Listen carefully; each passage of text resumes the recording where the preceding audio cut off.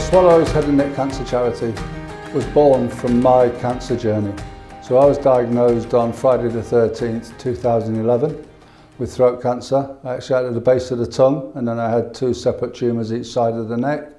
Went through my journey like everyone does, and through that journey and throughout that journey, what I really wanted to do was talk to someone that had been there and wore the t-shirt.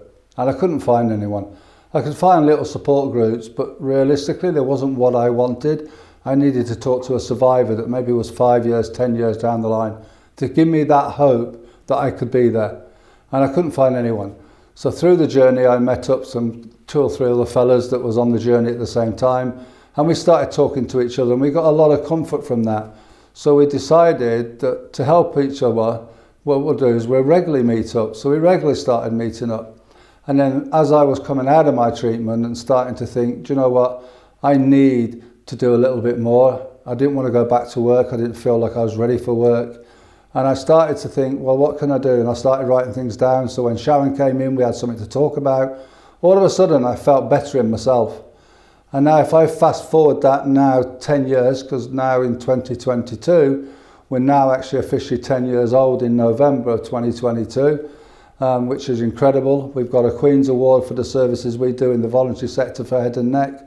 And what we do now is we support people at the point they need it, when they need it, and how they need it.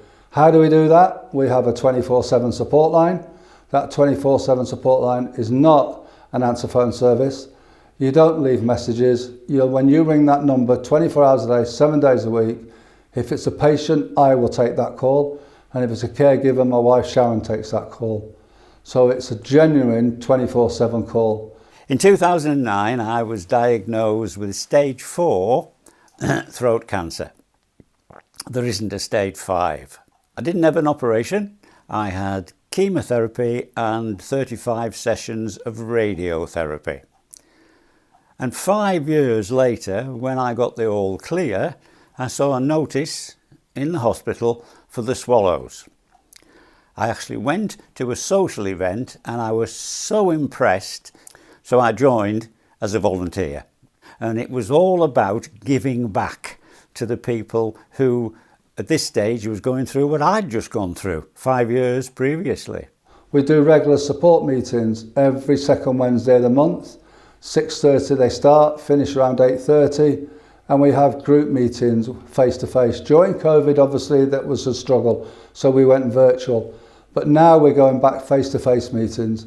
But on the back of that, because the virtual was so successful globally, we still do our virtual meeting where we get about 120 people on from around the world listening on a support group meeting.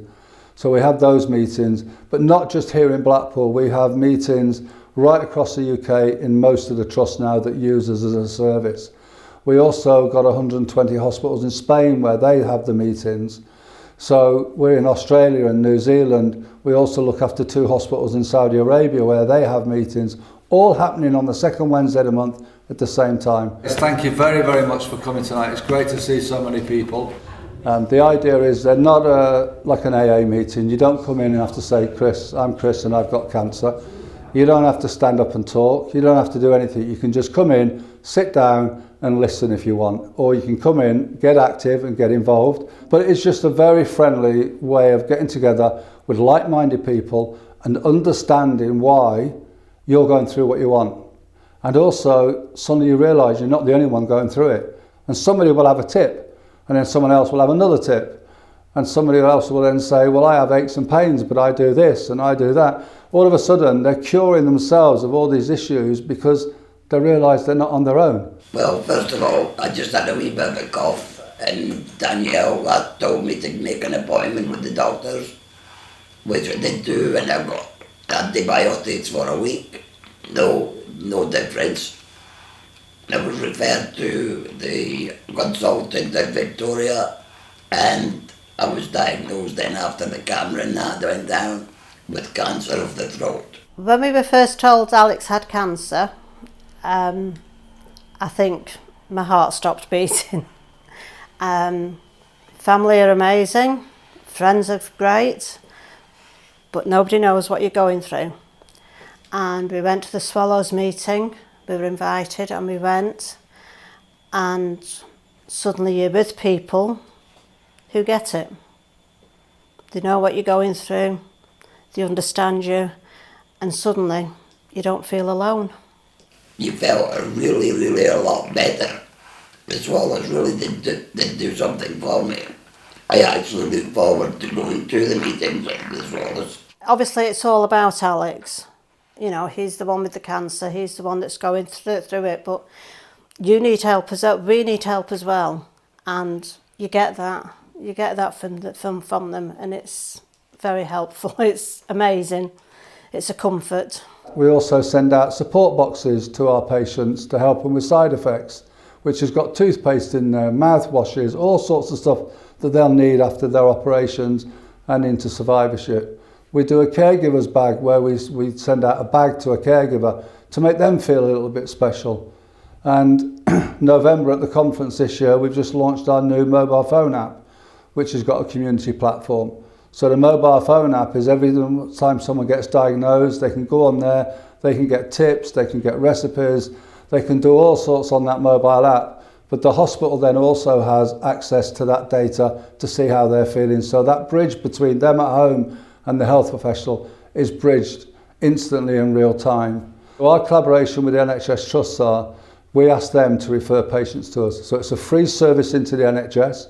So we'll offer you all that what I've just spoke about, so all the support side of it, all the awareness side, all the material, all running the support groups.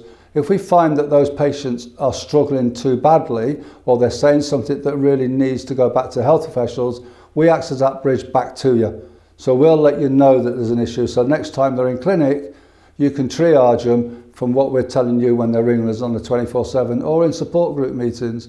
We went with the swallows to 2 conferences, and I was, with being a laryngectomy, I was actually asked to do a speech at the main conference in Sunderland.